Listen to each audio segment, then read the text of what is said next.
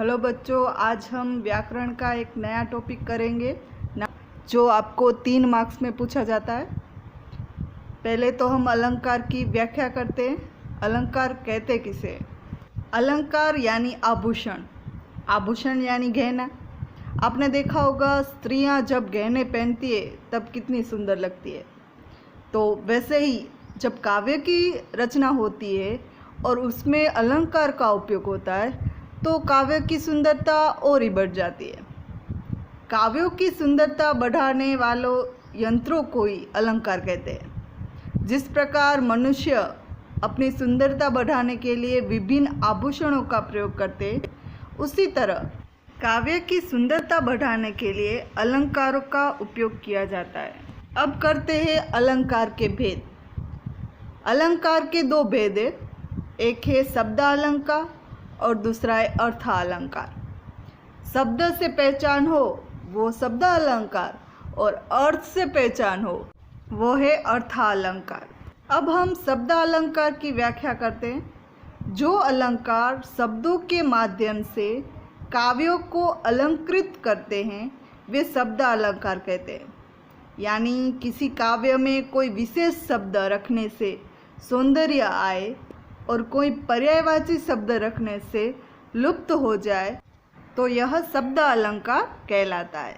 अब हम शब्द अलंकार के भेद करेंगे तो उनके 3 भेद है, अनुप्रास अलंकार, यमक अलंकार और श्लेष अलंकार। अब एग्ज़ाम में आपको 2 ही पूछे जाते हैं, अनुप्रास अलंकार और यमक अलंकार, इसलिए हम 2 ही करेंगे। अब पहले करेंगे अनुप्रास अलंकार।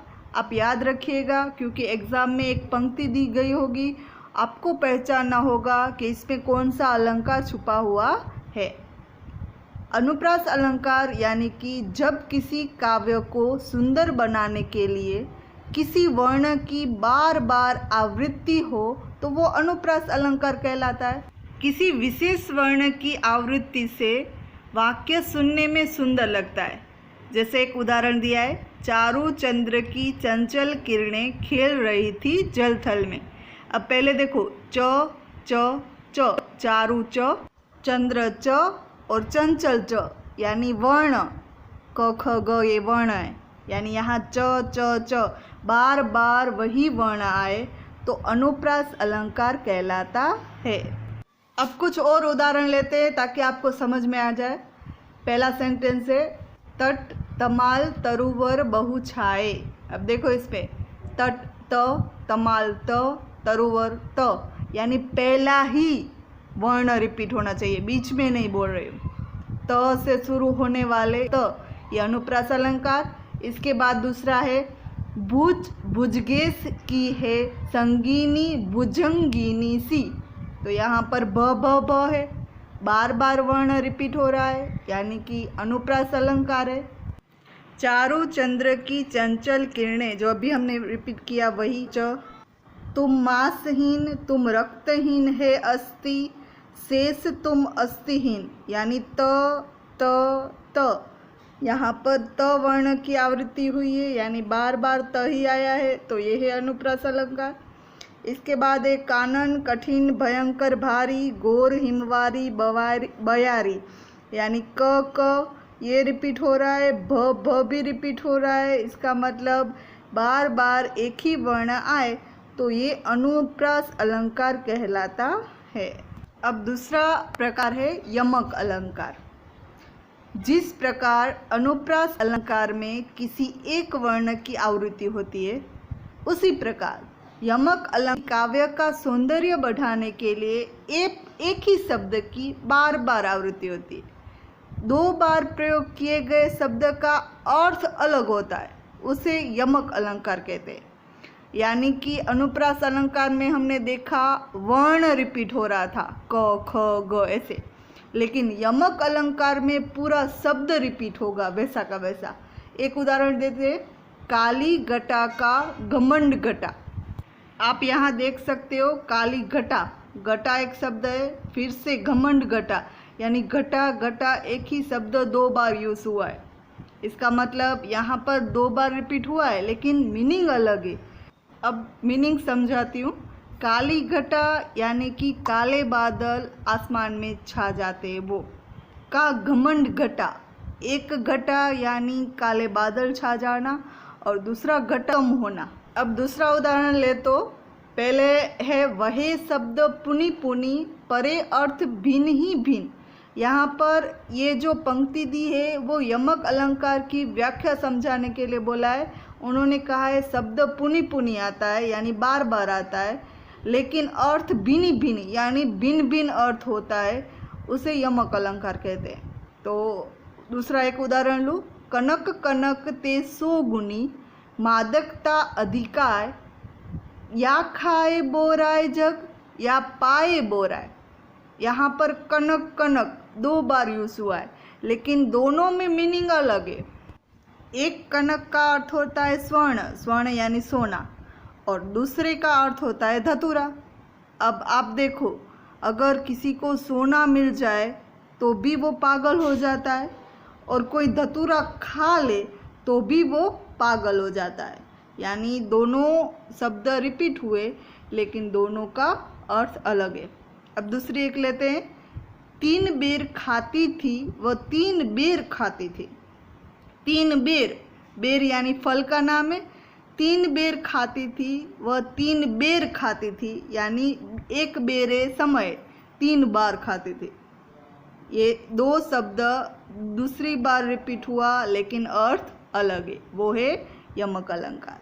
यहाँ पर हमने शब्द अलंकार किए, अनुप्रास अलंकार और यमक अलंकार, यानी शब्द का मेल जोल था, एक में वर्ण रिपीट हो रहा था और एक में शब्द रिपीट हो रहा था। अब दूसरा प्रकार है अर्थ अलंकार। जब किसी वाक्य का सौंदर्य उसके अर्थ पर आधारित हो तो वो है अर्थ अलंकार। यानी कि अर्थ पर आधारित सौंदर्य हो तो अर्थ अलंकार है। यहाँ पर हम अर्थ अलंकार के कुछ प्रकार लेंगे।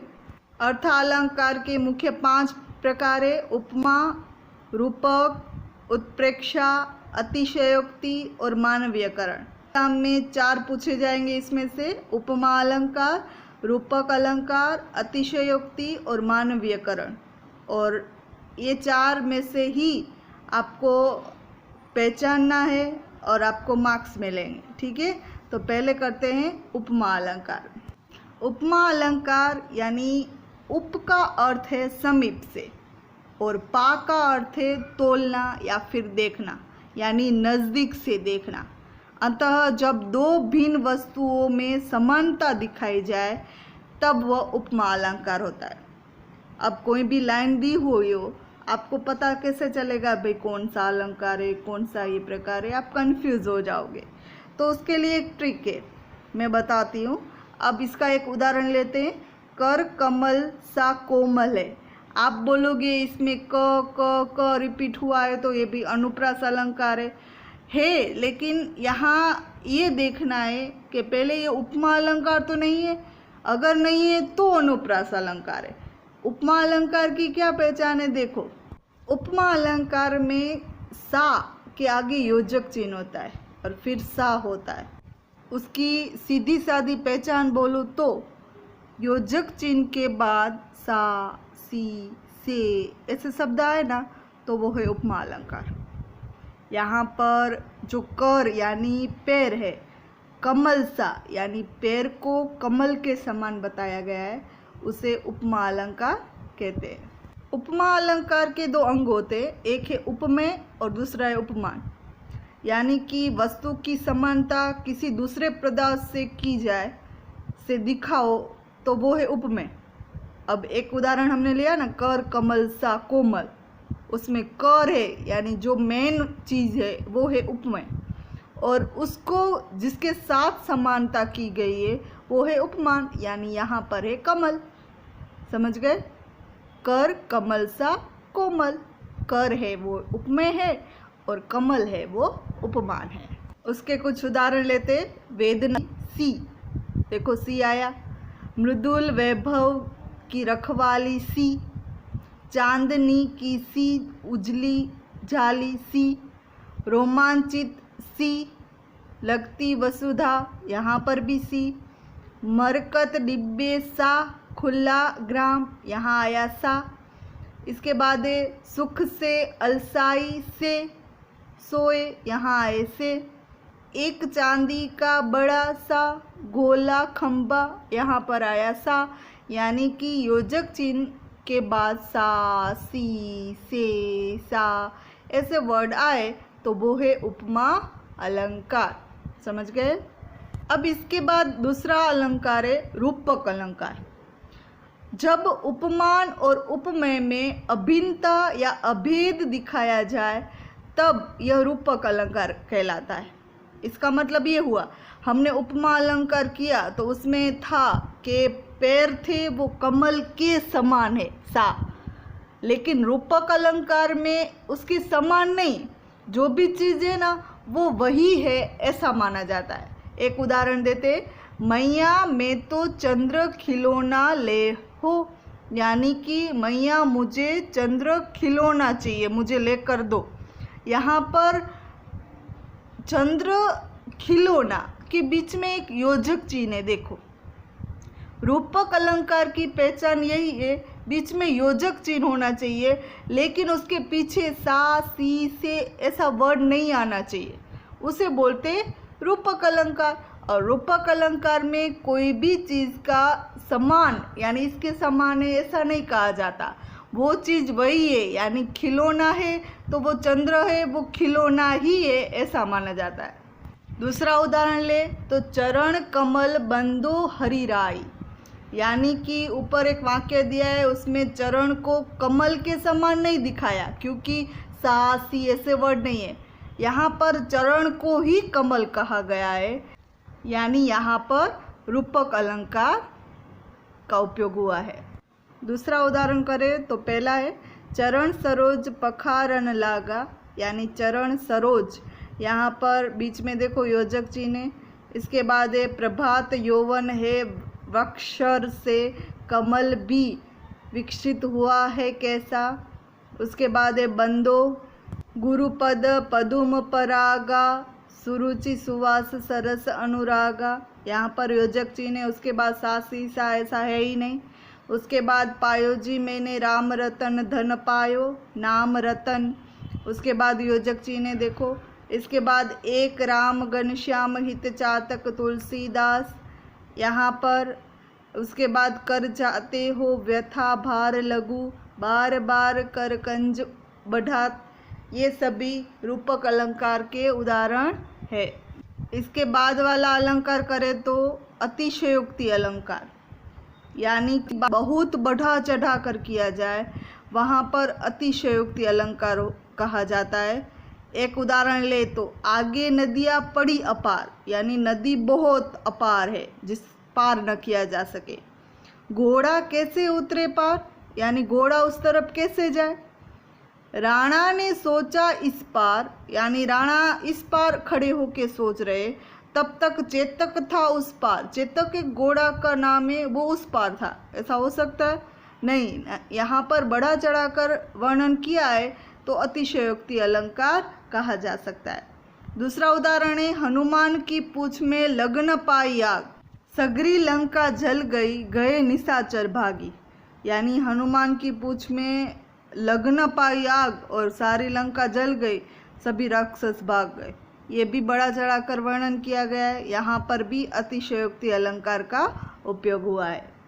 इसके मानवीयकरण अलंकार, जब प्राकृतिक चीज़ों में मानवीय भावनाओं के होने का वर्णन हो तब यहाँ मानवीयकरण अलंकार होता है। यानी कि एक उदाहरण ले तो फूल हंसे कलियाँ मुस्काई। अब फूल कभी हंसते, मानव हंसते, यानी प्रकृति है यहाँ फूल, और मानवीय भावनाएं हंसना मुस्कुराना, वहाँ पर ऐसा कोई वर्णन हो तो वो है मानवीयकरण अलंकार। इसके बाद वाला उदाहरण है दिवसावसान का समय, मेघमय आसमान से उतर रही है, वह संध्या सुंदरी परिसी। संध्या सुंदरी है, आसमान से उतरना है, और दिवसावसान यानी अवसान हो गया दिवस का, संध्या होने को है, ये है मानवीयकरण अलंकार। इसके बाद है बीती विभावरी जागरी, अंबर पनगट में डूबो रही, तारा गट उषा नागरी, ये उसके बाद वाला उदाहरण है। यहाँ पर भी मानवीयकरण का उपयोग किया गया है। ये हुए हमारे अलंकार। हमने अभी 6 अलंकार किए। कक्षा 10 में 6 अलंकार आएंगे, उसमें से 3 मार्क्स के अलंकार पूछे जाएंगे। आपको अलंकार की पहचान करनी है और उसके प्रकार लिखने हैं। धन्यवाद।